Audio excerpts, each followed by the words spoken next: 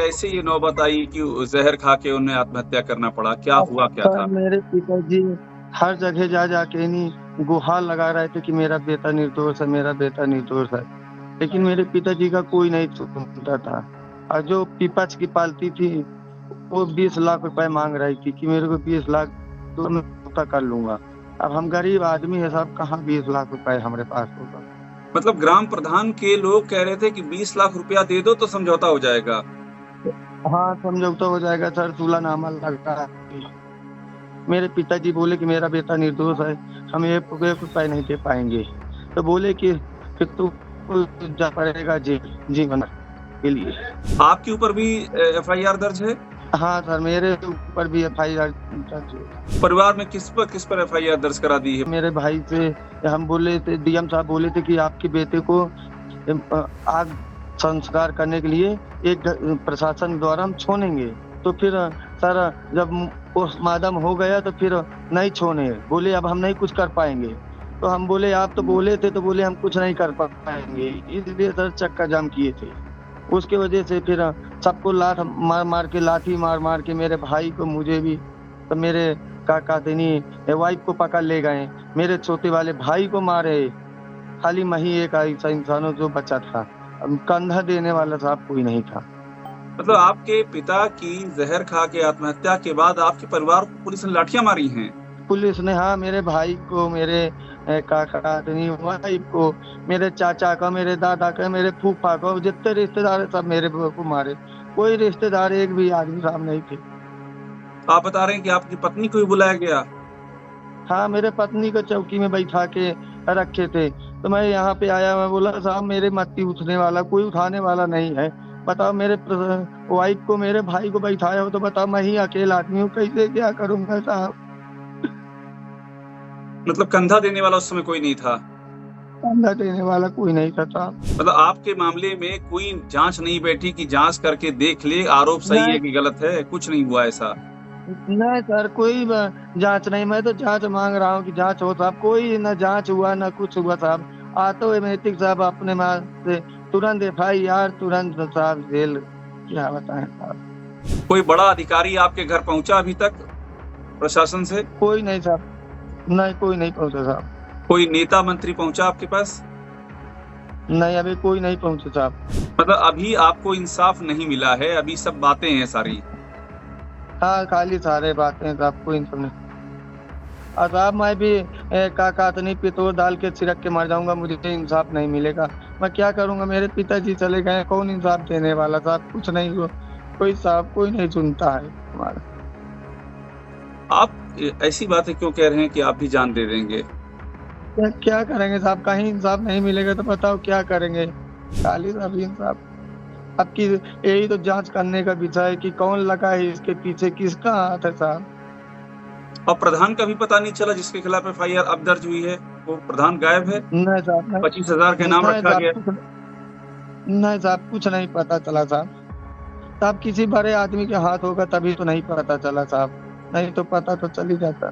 नमस्कार, मैं अभिषेक उपाध्याय, आप देख रहे हैं टॉप सीक्रेट। मेरे साथ इस समय कौशाम्बी से जुड़ रहे हैं अक्षय तिवारी। अक्षय तिवारी के पिता ने जहर खा करके आत्महत्या कर ली। वजह ये थी कि इनके भाई को रेप के झूठे मुकदमे में फंसाने का गंभीर आरोप है। पिता और पूरा परिवार भटकता रहा, परेशान रहा, किसी ने कोई सुनवाई नहीं की। आखिरकार पिता ने आत्महत्या कर ली। ये अक्षय तिवारी वो शख्स हैं जो अपने पिता का दाग दे करके बैठे हुए हैं, हाथ जोड़े हुए हैं।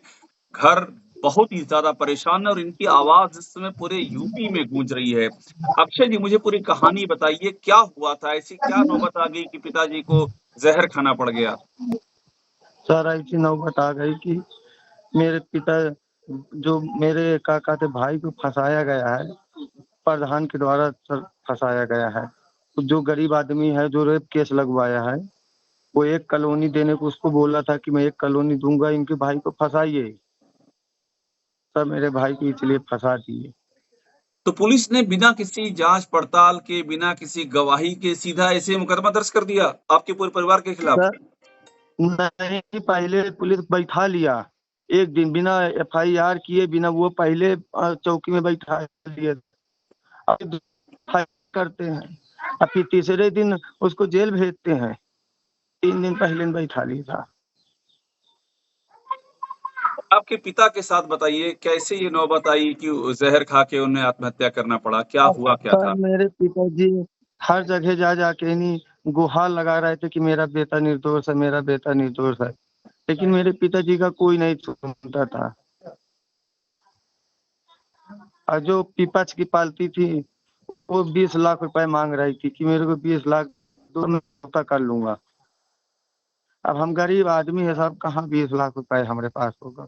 मतलब ग्राम प्रधान के लोग कह रहे थे कि 20 लाख रुपया दे दो तो समझौता हो जाएगा। हाँ समझौता हो जाएगा सर, सुलहनामा लगा है। मेरे पिताजी बोले कि मेरा बेटा निर्दोष है, हम एक रुपए नहीं दे पाएंगे। तो बोले कि फिर तुमको जा पड़ेगा जेल जीवन के लिए। आपका भाई अभी भी जेल में है या ज़मानत मिली उसको? जे, नहीं जेल में है भाई मेरा। आपके ऊपर भी एफआईआर दर्ज है? हाँ सर मेरे ऊपर भी एफआईआर दर्ज है।